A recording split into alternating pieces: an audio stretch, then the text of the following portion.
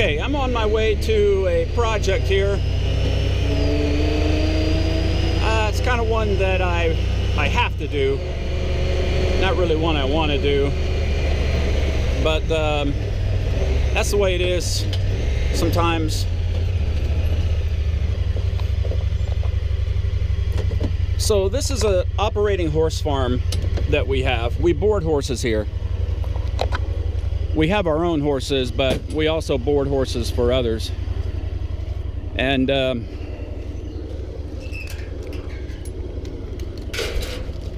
so I basically have a chore that I have to do that's related to the run-ins out there in the pasture.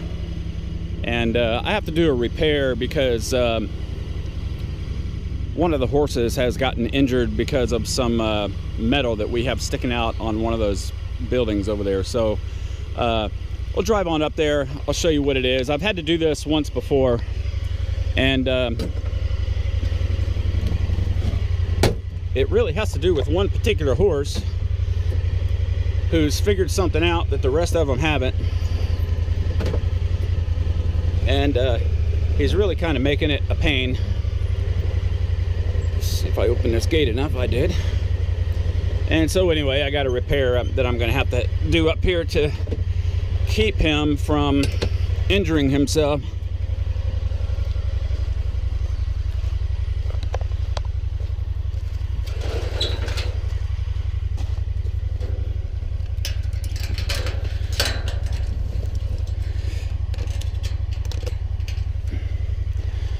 All right.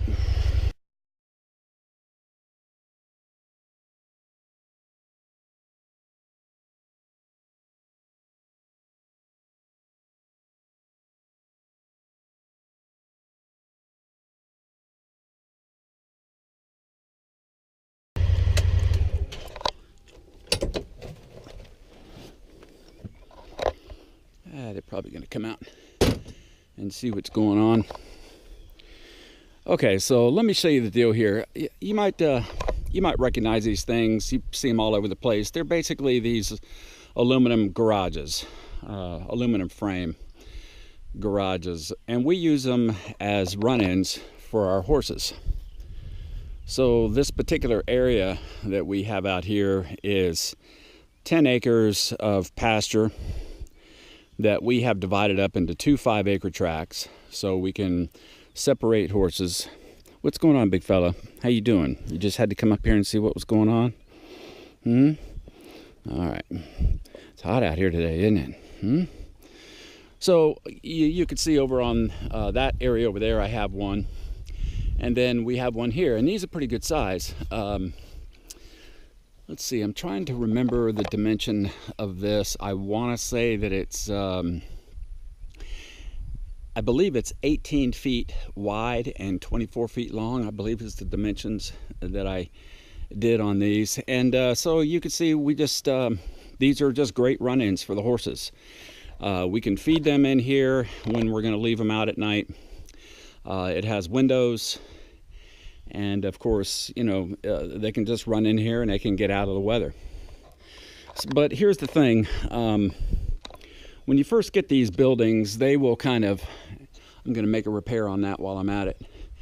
They will actually kind of come down and they'll have kind of a aluminum guard that comes down over the front of this building. But what happens is that the horses, one horse in particular, and it's that white one right there, he uses it to scratch his neck and his nose. And so the guards that were on the front of it, he essentially pulled them off. Hey, none of that's for you. Get out of there.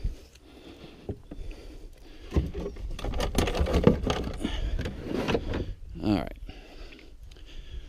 And so anyway, then after he pulled it off, then what he does is he continues to rub his neck up against it. You can see the hair that's right here, but it's eventually what happens is he breaks it. But he still comes over here and rubs his neck on it, and when he rubs his neck on that right there, he slices himself open. And it's a pretty bad little injury when that happens. He's the only one that has figured that out. Hey, I knew you were going to be trouble today. Go on out of there. Go on. And so he's the only horse that's figured that out. And so what I did over here is that essentially I just came in here and I cut that off. And then I put a piece of board on there. So the only thing that's sticking out far enough is just a piece of board. And if he wants to rub his neck up against this, then the worst thing that I have to concern myself with is that he's going to get a splinter. So that's what I need to do. I need to cut that off over there. It's going to be cut off essentially even with this frame structure on the inside. And then that way I'll be able to bolt the board directly to that frame. And then if he comes over here to rub his neck against it, he's just going to have this board that he's going to be dealing with. So that's the intention here, is that that's my repair, is I got to cut this metal back and put that board on there so that they can't do that anymore. But like I said, it's only just the one horse that does it, and it's this guy right here, Stormin' Norman. And you can kind of see this is a leftover scar from when he did it before right there. Sometimes he'll get some gashes right here, but he only just recently figured it out on that side because he was doing it on the other side. So before he gets in there and has any more injuries, we're going to go ahead and take care of that. Look at this. Everybody's coming around to see what's happening. Usually we represent dinner time, so that's what's happening here. They're going to eat all the hay out of the back of my cart here. All right, so that's the intention. Let me set everything up, and then we'll get to work on this. You guys having fun? Okay, we got everything all set up. I went ahead and found exactly where the front of that frame is by going ahead and cutting a test hole right here. So I'll try to follow that frame all the way up and get this cut back even with the frame. And check this out. You guys may have already seen one of these, but a cordless grinder by Dewalt. This is perfect for this job. The last time I did this, I used a Sawzall. And the Sawzall gets in there, and as you're cutting through this, what it's doing is just rattling that metal back and forth. And that ended up being a bad thing for me the last time, because I got a pretty nasty cut on my hand by doing that. So when I knew I had to come out here and do this again, I was just going to bring my generator out here, and I was going to use my grinder with the cord on it, and just cut it that way. So when I was in Lowe's yesterday picking up the wood that I was going to need for this, you know, any man that's worth his weight that's carrying his man cart is going to have to go spend about an hour walking around the tool section of Lowe's. And I'm glad I did, because I found this cordless grinder. And then of course, you know, you just put the cutting wheel on it, and it fits your standard cutting wheels that you would use on your electric grinder, on the one with the cord on it. It's not as powerful, but it's 20 volt, and so what I'm interested to see is how long this battery lasts. Those batteries are crazy expensive, but the cool thing about this was you buy the tool, they gave you the battery for free. I still had to buy the charger though. So anyway, we'll see how long it lasts. So let's start cutting this up and get rid of this metal. And I'll have to get down there in a second. All right, so let's give it a go.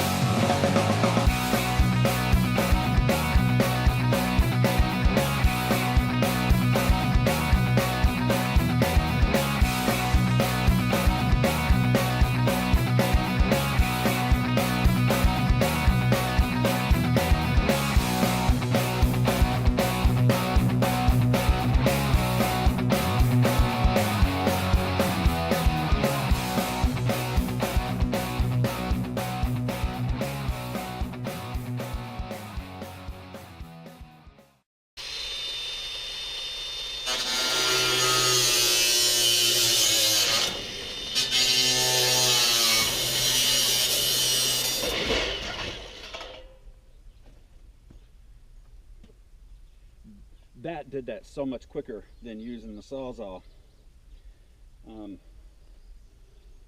Okay, I'm sold on that little tool right there. I am glad I picked that up. Alright, so, hey Dewalt, if you're watching this, you can send me about 3 or 4 more of these. Sweet.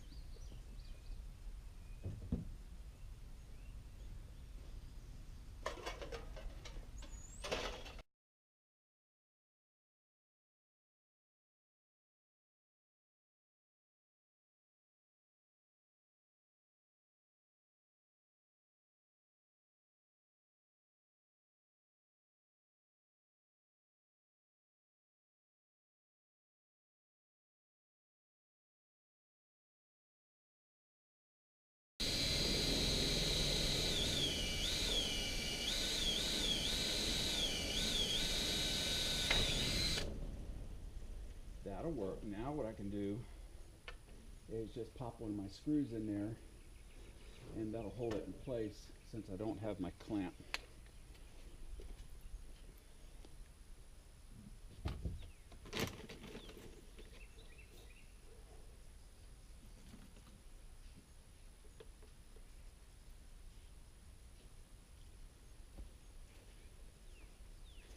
These are the screws that I have. So these are what they actually build these buildings with. So it's a self-driver, but what I realized is it's kind of a pain. You're sitting there trying to hold this thing up over your head and you're trying to get enough force behind it. So I just found that drilling a pilot hole, and then it's got a little rubber washer on it that seals it, which isn't so much for what I'm doing here, but especially on the roof, what it does is it seals all of the joints at the screw hole points where you put this in. And then use that little handy dandy socket right there, kind of a socket that goes into your tool.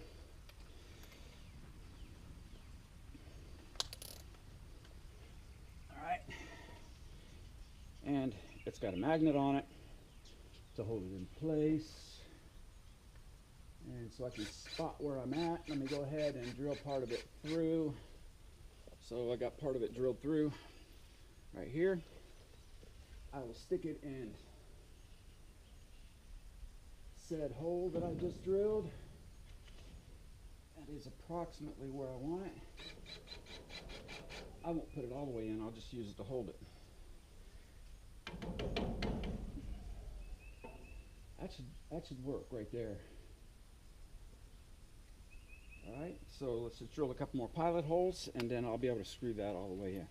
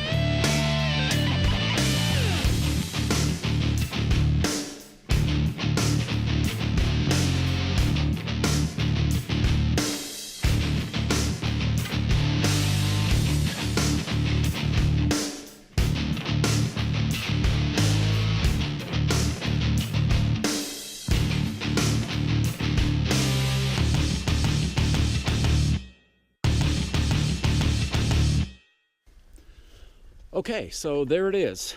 That's what I wanted to accomplish, is I wanted to put that, get that edge off of there. And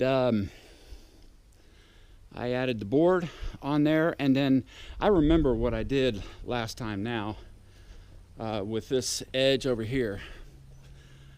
You can see what I did is I came in here and I popped these in with a hammer a little bit so that they weren't sticking out so far.